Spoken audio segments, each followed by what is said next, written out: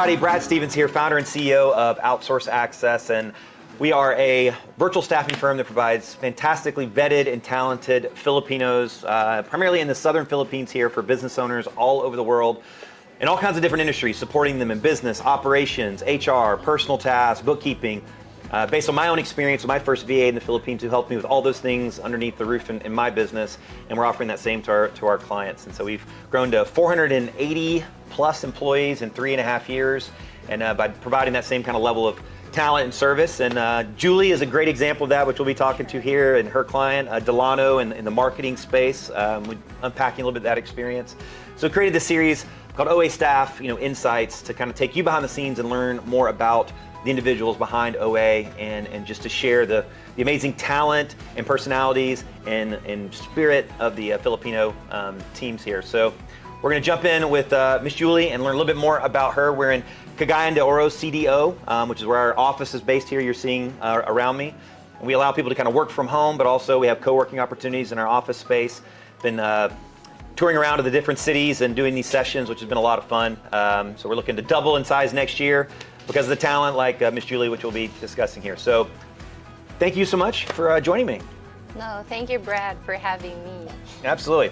We're gonna have a little fun here. I actually know her client that she's kind of working with came on, and we were talking about him earlier. He's a great guy, and some cool things that you're helping and supporting him. He's got a lot going on.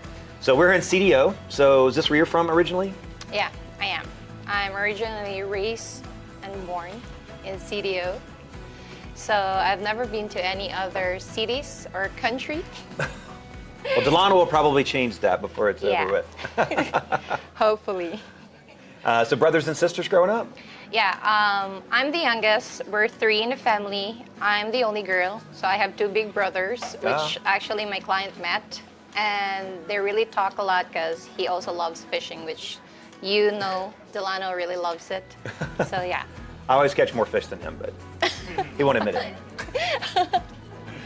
No, it's actually the other way around, but we joke around with it. Okay. But yeah, so he actually met your brothers? Yeah, he did. Oh, that's awesome. And that's a cool thing. I mean, I love what we do at OA is it's not just a third-party vendor, that we actually get to know, you get to know your clients and build the relationships. And the stories I've heard is you build a connection, you get to know one another. I mean, we want to know their mission, their core values, and their families. And just like he took an interest in you and wanted to know about you and your family. So So you got a chance, on one of the calls to kind of meet your brothers? Yeah, my brothers, my father, even my father's brother.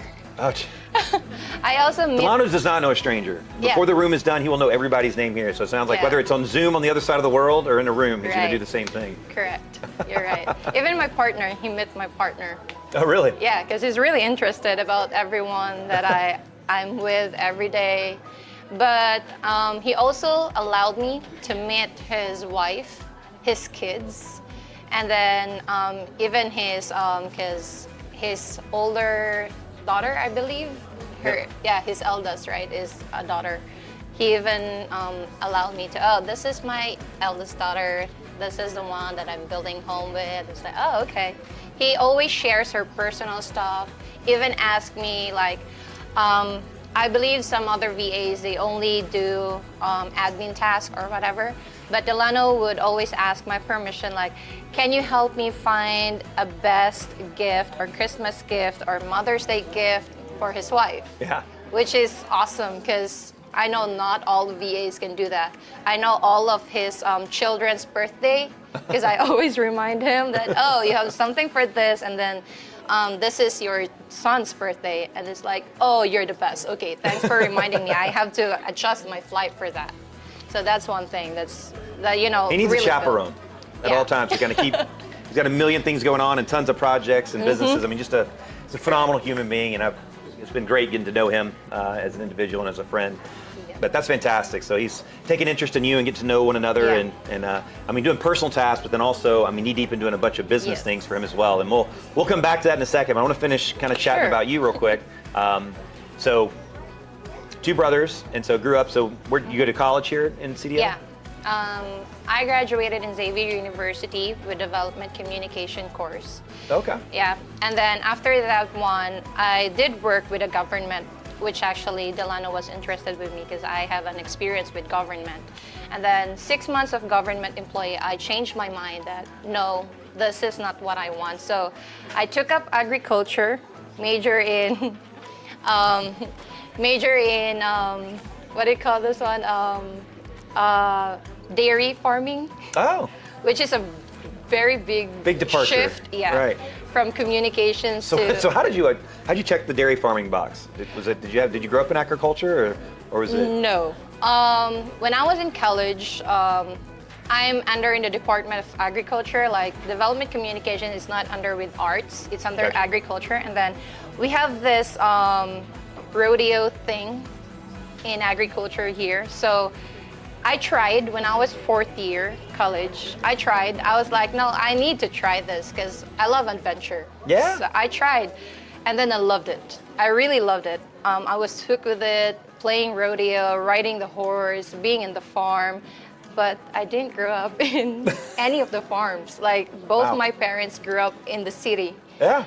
Yeah, nobody from the family knows about farming and everything else, but I loved it. Wow. Yeah, but since I graduated communications, I had to work in where my course was aligned. But then after 6 months, like, no, I can't. I want to be in New Zealand and work for this farm. So, okay, I had to study again. And then I graduated dairy farming. And then there's the scam happened, so they don't allow Filipinos to be in New Zealand. That's why. So I was like, okay, fine, it's not for me, whatever. So I wrote back to being a communication student. So that's why I went to construction firm, Okay. which is tied up with government again. And then pandemic happened, so I didn't have a job. Eliza here is a friend of mine, and then I asked her, hey, what's this job that you have? And then she's like, oh, you can submit here if you're interested. It's about virtual assistant. I didn't know anything about virtual assistant. I really Bam don't. strikes again. Her Yeah. nickname's Bam, Eliza. Everybody in the Philippines has Bam. nicknames. Eliza, yeah, Bam. I really didn't know anything, and then I asked Bam, like, I didn't have experience about this, and then she's like, oh, it's okay. You could just submit, try it. And then I was like, okay, I'll try. And then I have other friends, and they're like, oh, we heard about Outsource Access. Now, it takes time to get a client, but it's great working then. I was like, okay, let me try, because it's pandemic, There's nothing that we could do. And I was like, okay, let me just try. So I submitted, and then after a week, I got a call. And then after that interview call, oh, you will be interviewed by one of the client, Delano. It was Delano. Yeah. So he was my very first client. And then I was like, okay. And then when they briefed us, because before the process is that they would give you his profile, right? Their Right. bio. And I was like, ooh, the CEO and the founder of his own company is like, Yeah. I'm really nervous during the interview, and I was the last person he interviewed. And then his first sentence, I can't forget. He's like, oh, this is the third batch or second batch that I interviewed VAs. What makes you special from them? So Oh. I was like, That sounds like Delano. yeah. Just like, It's like, well, I've read your bio. You're into government contracting. I think what makes me special is that I did work with the government itself. I know the process is not that same, Yeah. but I have the background from the government itself. And it's like, oh, I like you then. Yeah. So- Great answer. So, I mean, and that's, again, I love hearing, that's why I love doing this series, is just hearing your journey and path and kind of where that took you, and lefts and rights, and from dairy farming to Delano. Yeah.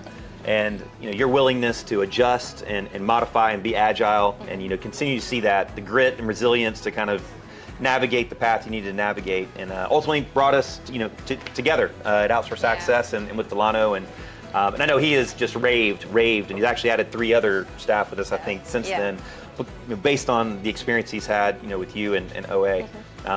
So jumping back into some of the things that you're doing for him, so we talked about some of the personal things as well, Yeah. but I know you've been very significant in helping with his businesses and things that he's involved with. So maybe unpack a few more things that you're doing. I know there's a long list. He's a busy man. We could spend all day talking about all the things you're doing for him, but top of mind in terms of his business support, what are some of the key things you're doing?